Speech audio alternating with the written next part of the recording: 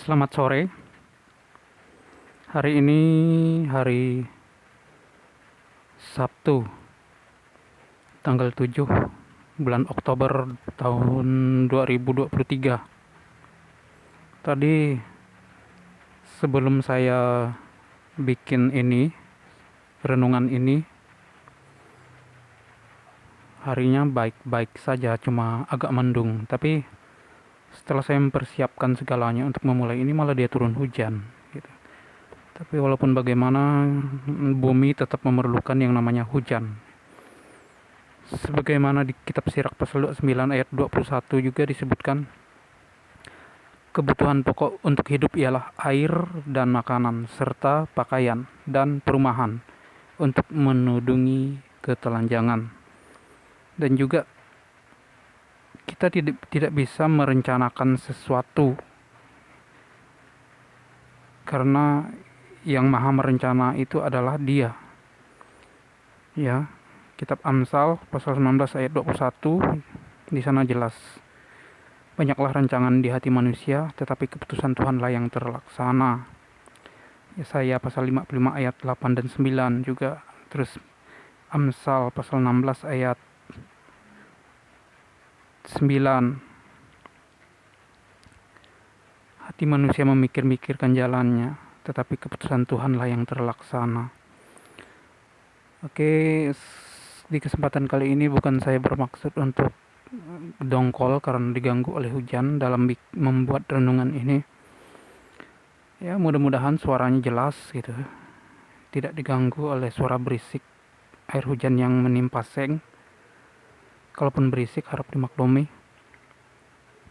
Tadi sebelum ini saya membaca kitab Yehezkiel pasal 1 dan pasal 29.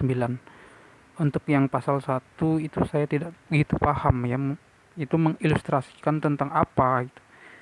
Kalau di Yehezkiel pasal 29 itu mengisahkan tentang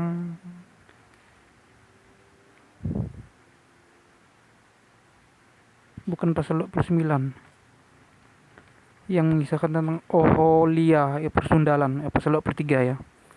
Kakak beradik Ohola dan Oholiba. Ini mengisahkan tentang, kalau ngomong tentang perintah Allah, mungkin tentang berbuat cabul ya. Jangan berbuat cabul, jangan ingin berbuat cabul.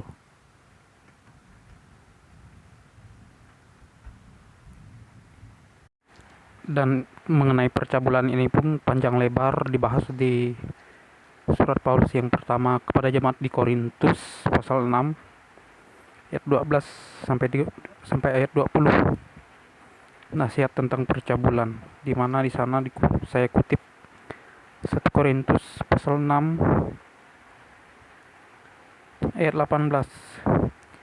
Jauhkanlah dirimu dari percabulan. Setiap dosa lain yang dilakukan manusia terjadi di luar dirinya, tetapi orang yang melakukan percabulan berdosa terhadap dirinya sendiri. Memang aneh, padahal percabulan itu adalah sesuatu yang sangat enak. Tapi kenapa kok dilarang, begitu kan? Saya jadi ingat penggalan lirik lagu Roma yang bunyinya begini. Mengapa yang enak-enak itu haram gitu. Karena kalau tidak haram, ya kacau. Karena justru yang enak lah yang dicari orang gitu. Mana ada orang yang cari sakit gitu. Segala sesuatu yang orang cari adalah dari yang sulit, berusaha untuk dipermudah. Itu istilah di industri disebut konsep agronomis. Kenapa yang seharusnya bisa dipermudah kok dipersulit begitu kan? Penyederhanaan konsep, penyederhanaan sesuatu gitu. Tapi saya ngomong begini bukan berarti menentang isi kitab suci. Saya ingin membahas dari perspektif saya sebagai seorang awam ya. Standpoint saya, segi pandangan saya sebagai orang awam. Kenapa kok dilarang? Padahal enak begitu. Saya berpikir begini, mungkin ya, kalau tidak dilarang akan ada banyak kejahatan. Karena kita kan otomatis untuk bercabul itu kan dengan pasangan lawan jenis begitu kan. Sementara yang dituju oleh orang itu sesuatu yang enak dilihat, yang indah, sehingga timbul keinginan untuk menikmati keindahan itu. Sementara yang tidak indah kan tidak tidak dianggap. Yang repotnya kalau yang indah itu jadi rebutan begitu. Kan? Makanya diaturlah sedemikian rupa sehingga tercipta keteraturan. Jadi orang hanya sah melakukan itu jika statusnya menikah. Itu. Jadi untuk menimbulkan keteraturan. Sekiranya dari kalian semua yang ada mendengar video ini tidak percaya bahwa Tuhan itu ada ataupun iman kalian itu setengah-setengah, ya seperti itulah alasannya. Karena saya juga sama seperti kalian, selalu menggunakan logika dalam menyikapi segala sesuatu. Seperti yang ini, kenapa percabulan dilarang padahal enak begitu kan? Nah itu tadi alasannya sudah saya jelaskan, salah satunya. Dan alasan kesehatan. Di suatu daerah yang tidak terlalu ketat peraturannya, terjadi pergaulan bebas. Dan di sana sangat rawan tertular penyakit-penyakit yang mematikan. Istilahnya PMS, penyakit menular seksual. Seperti AIDS, itu Raja Singa, dan sebagainya.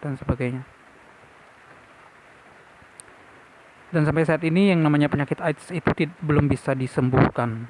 Kalau kita sudah terjangkiti virus HIV, ya tinggal menunggu saatnya. Saat kita untuk dipanggil oleh Yang Kuasa. Gitu. Lain halnya dengan sipilis atau Raja Singa. Ya kan? Kalau sipilis itu kan bisa sembuh sendiri. Gitu. Setelah kita kena, tubuh kita membentuk antibodi, kemudian sembuh. Walaupun sekian tahun kemudian dia kambuh lagi, tapi bisa sembuh lagi seiring dengan antibodi yang terbentuk gitu. Tapi kalau AIDS ini kan HIV yang menjadi dalang penyakit AIDS ini sampai sekarang belum ada obatnya.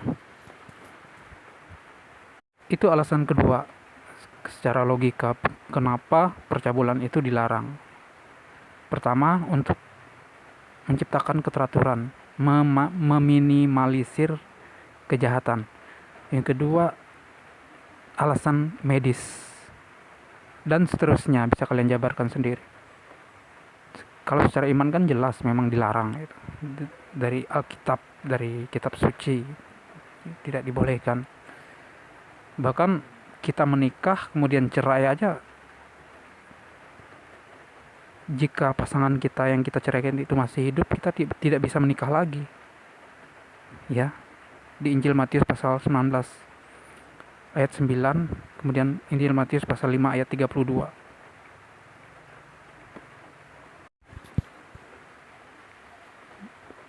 Dan di sana, dan tadi di Matius 5:32 dan 19:9 itu diperkuat lagi di 1 Korintus pasal 7 ayat 10 dan 11. Ini perkataan Rasul Paulus ya. Begini bunyinya. Kepada orang-orang yang telah kawin, Tuhan perintahkan supaya seorang istri tidak boleh menceraikan suaminya, dan jikalau ia bercerai, ia harus tetap hidup tanpa suami atau berdamai dengan suaminya. Dan seorang suami tidak boleh menceraikan istrinya. Oke, itu khusus tentang percabulan. Kemudian di dalam kehidupan ini ada banyak hal yang kalau kita jeli dan tahu bagaimana untuk menyikapinya, itu tidak akan menjadi masalah. Seperti halnya yang sering menjadi keluhan saya secara pribadi, rasa bosan menghadapi situasi yang sama dalam kurun waktu yang lama. Dan banyak juga yang memberikan solusi untuk menghindari itu adalah keluar dari zona nyaman. Ya, tidak mudah untuk keluar dari zona nyaman. Misalnya kita bosan terus-terusan tanpa kegiatan di rumah. Itu kan zona nyaman, sehingga kita bosan. Jadi kita dituntut keluar dari zona nyaman itu. Misalnya kita melakukan sesuatu yang tidak kita sukai, menantang diri kita. Misalnya yang sebelumnya kita sangat membenci kerja kasar, misalnya kuli bangunan ataupun panen sawit, terus kita masuki aktivitas itu untuk menghilangkan bosan tadi. Memang implikasinya pun akan positif untuk kita kalau kita bisa. Tapi permasalahannya kan tindakan itu kan tidak semudah kata-kata begitu. Seperti pengalaman saya. Kalian kan tahu yang namanya pekerjaan menyemprot, nyeprai, gulma itu kan tidak begitu berat. Paling berat gendongnya aja kan.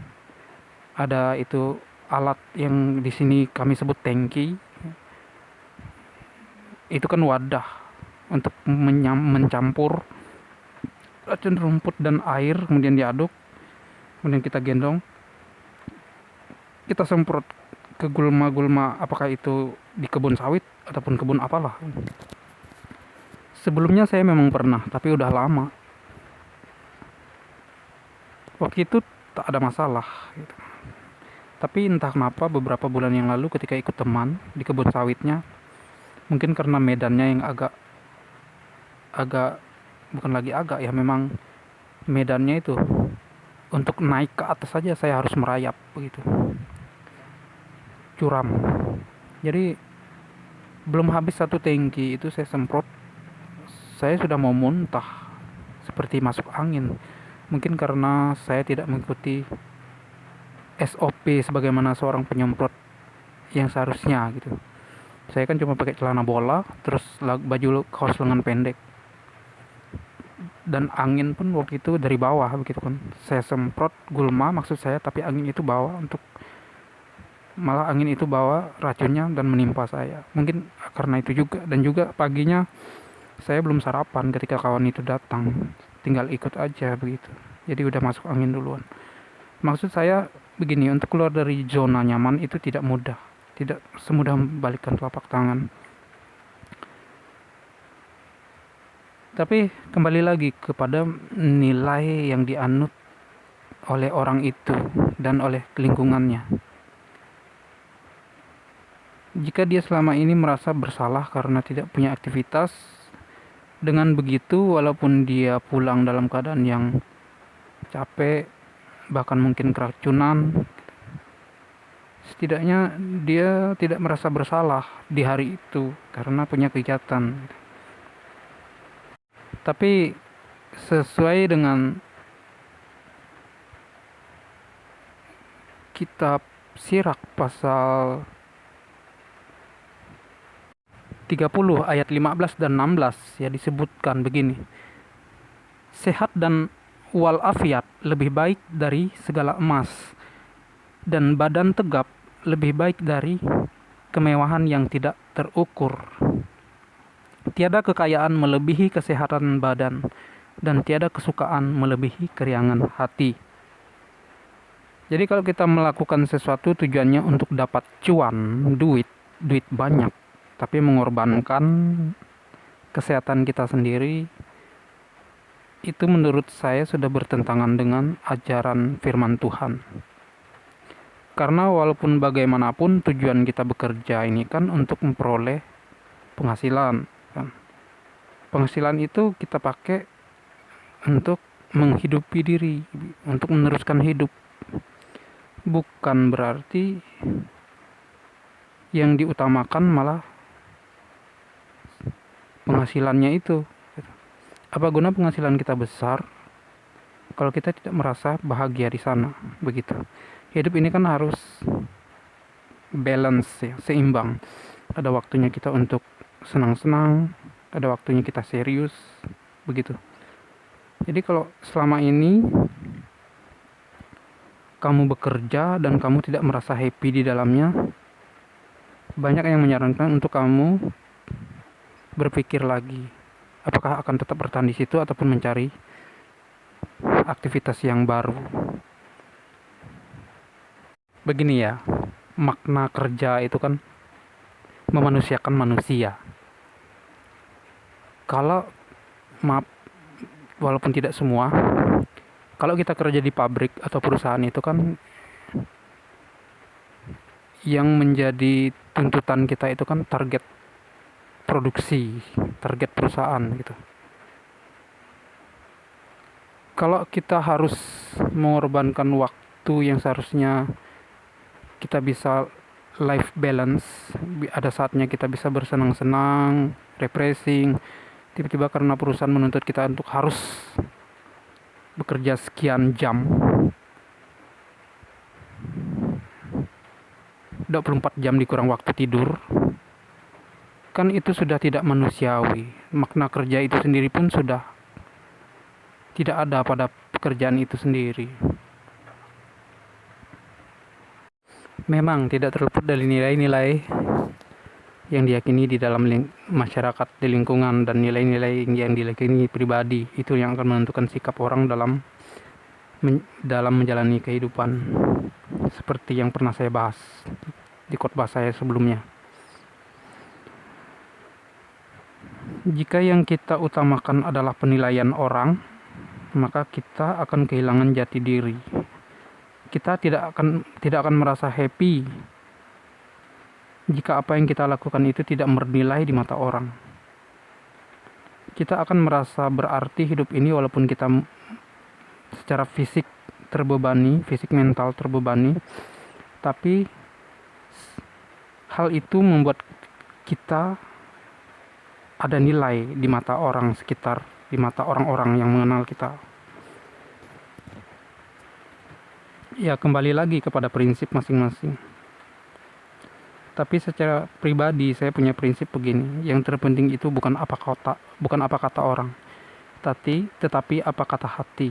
Karena di dalam kitab Sirach pasal 37 ayat 12 sampai 15 kan, di sana secara tersirat mau menyebutkan bahwa kata hati itu adalah suara Tuhan. Tuhan berbicara dengan kita melalui suara hati. Ya, saya bacakan Sirach pasal 37 ayat 13. Pasal 13 dan pasal 37 ayat 14, ayat 13 dan 14. Sirach 37 ayat 13 dan 14. Bunyinya begini. Kukuhkanlah nasihat hatimu sendiri, sebab tidak ada sesuatu pun yang lebih setia kepadamu. Kerap kali dugaan hati lebih teliti dalam memberitahu daripada 7 peninjau yang berkawal di atas menara yang tinggi. Yang bikin kita merasa bersalah kan begini, kita tahu itu benar, tapi kita tidak mampu untuk melakukannya. Malah cenderung yang kita lakukan itu malah yang sebaliknya, karena ketidakmampuan itu tadi. Itu yang dinamakan dengan hidup di dalam daging, ya, kedagingan. Kenapa kita tidak mampu? Karena secara fisik kita tidak bisa, secara mental kita tidak bisa, tapi kita tahu bahwa kita ada di posisi yang salah. Tinggal permasalahannya, salah benarnya itu ditinjau dari sudut apa? Dari perkataan orang kah? Atau dari sudut keimanan kah? Atau apa begitu? Seharusnya sih yang menjadi dasar atau pedoman kita dalam menjalani hidup ini adalah kitab suci. Kalau boleh ya kita lakukan, kalau tidak boleh ya jangan. Meskipun orang menganggap itu adalah sesuatu yang luar biasa, tapi bertentangan dengan kitab suci kan sama saja kita itu menjadi seorang yang munafik begitu kan. Secara keimanan itu salah, tapi orang-orang secara manusia menilai bahwa itu akan membuat kita diacungi jempol, dinilai hebat begitu. Contoh, kita tidak bisa melakukan sesuatu, Tapi kita ingin dihargai jika kita bisa ada di posisi itu, sehingga kita memaksakan keadaan untuk membuat kita bisa di situ. Tapi ketika tanggung jawab yang mengharuskan kita, misalnya ya, kita menjabat suatu jabatan, otomatis ada tanggung jawabnya kan, tugasnya. Kemudian kita tidak mampu. Nah, kan orang-orang menilai kita hebat karena bisa ada di posisi itu. Tapi secara hati nurani kita sebenarnya merasa bersalah begitu. Karena akan merugikan orang lain atau bahkan banyak orang karena kita tidak sanggup begitu. Jadi lebih baik jujur menjalani hidup ini apa adanya. Kalau mampu ya syukur, kalau tidak mampu ya jalani aja seperti apa adanya kamu begitu. Banyak juga bukti bahwa belum tentu juga sesuatu yang hebat, yang luar biasa itu selalu menjadi pilihan utama orang kok. Maksudnya begini, kan kebanyakan orang mikir begini, kalau bisa jadi orang kaya begitu, pasti banyak orang akan senang dengan saya. Kalau jadi orang yang terhormat, pasti kemana-mana saya akan dihargai. Nyatanya presiden aja dinyinyirin orang kaya aja masih yang tidak merasa bahagia, masih pakai narkoba, merasa hidupnya sepi begitu kan. Jadi tidak menjamin. Apalagi sepanjang yang saya tahu, sepanjang pengetahuan saya, kebahagiaan itu kan letaknya di hati dan kita yang mengusahakannya, bukan kebahagiaan itu dari luar. Jadi banyak orang mencari kebahagiaan di luar, padahal kalau dipikir, bagaimana kita bisa memberi kebahagiaan kepada orang lain begitu? Kalau kita sendiri bahkan mencari kebahagiaan, kan sama-sama mencari ceritanya kan. Jadi permasalahan kita tidak tahu bagaimana untuk mengusahakan kebahagiaan itu. Ya secara keimanan sih katanya harus dekatkan diri sama Tuhan, berdoa, rajin baca kitab suci, berbuat baik. Memang saya akui kalau kita berbuat baik itu akan memberikan kelegaan di dalam hati. Kita akan merasa terharu dan sebagainya. Tapi permasalahannya, kalau orang kaya kan bisa ngasih duit ke orang gitu, atau kalau ketika melihat orang lagi kesusahan bisa dibantu. Nah, permasalahannya kalau kita tidak punya apa-apa, gimana caranya? Oke, pakai tenaga, pakai waktu kita gitu. Tapi kebanyakan pengalaman saya, orang membutuhkan kita itu dari segi uang ya, dari segi materi. Kalau waktu dan tenaga itu tidak begitu diperlukan sebenarnya, kecuali ketika orang yang sedang berduka, meninggal, keluarganya meninggal begitu, memang perlu tenaga kita gitu kan, untuk gali kubur, untuk mandikan jenazah dan sebagainya. Tapi secara konteks yang lebih luas dalam kehidupan ini, orang kebanyakan yang diperlukan itu materi, uang. Contoh makan. Kita tidak punya apa-apa, orang itu kelaparan. Kita datang, hadir. Kita punya waktu untuk dia, kita punya tenaga untuk dia. Tapi kita tidak bisa beli apa-apa untuk dia yang sedang kelaparan itu begitu. Ya mungkin kita bisa kasih solusi dari segi yang lain. Misalnya kita kebetulan dengar ada info kerja gitu, kita tahu dia mau berminat bekerja, tapi setidaknya di saat itu kan kita harus memberikan solusi, jangan cuma omdo begitu, sebagaimana yang ada di surat Yakobus pasal 2 ayat 15 dan 16. Bunyinya begini: jika seorang saudara atau saudari tidak mempunyai pakaian dan kekurangan makanan sehari-hari, dan seorang dari antara kamu berkata, selamat jalan, kenakanlah kain panas dan makanlah sampai kenyang, tetapi ia tidak memberikan kepadanya apa yang perlu bagi tubuhnya, apakah gunanya itu? Nah, kalau cuma omdo kan siapapun bisa, begitu kan? Kan kebanyakan kita temui di lingkungan, ibaratnya cuma gombalan, modal gombalan. Ketika kita curhat begitu, kedengaran kelihatannya seperti mendengarkan gitu, tapi dia tidak bisa ngapa-ngapain, cuma dengarkan aja gitu. Oke, itu sudah bagus, sudah memberikan waktu untuk mendengarkan keluhan kita. Tapi itu kalaupun dia dengar, kalau cuma kelihatannya aja duduk di depan kita padahal pikirannya kemana-mana kan repot, nggak asik kan. Jadi kita tuh dianggap seperti patung, seperti radio rusak begitu. Bahkan mungkin dia merasa risih dengan kehadiran kita karena selalu mengeluh aja begitu kan. Padahal kita kan curhat begitu. Dan juga kita curhat kan tidak mungkin sama sembarangan orang, sebagaimana yang di Alkitab sebutkan kan di surat kitab Sirak pasal 37 ayat 12 itu kan. Kita mungkin bisa curhat sama dia karena kita menganggap dialah yang pantas begitu. Oke, cukup sekian untuk sesi kali ini, renungan singkat kita. Tuhan memberkati.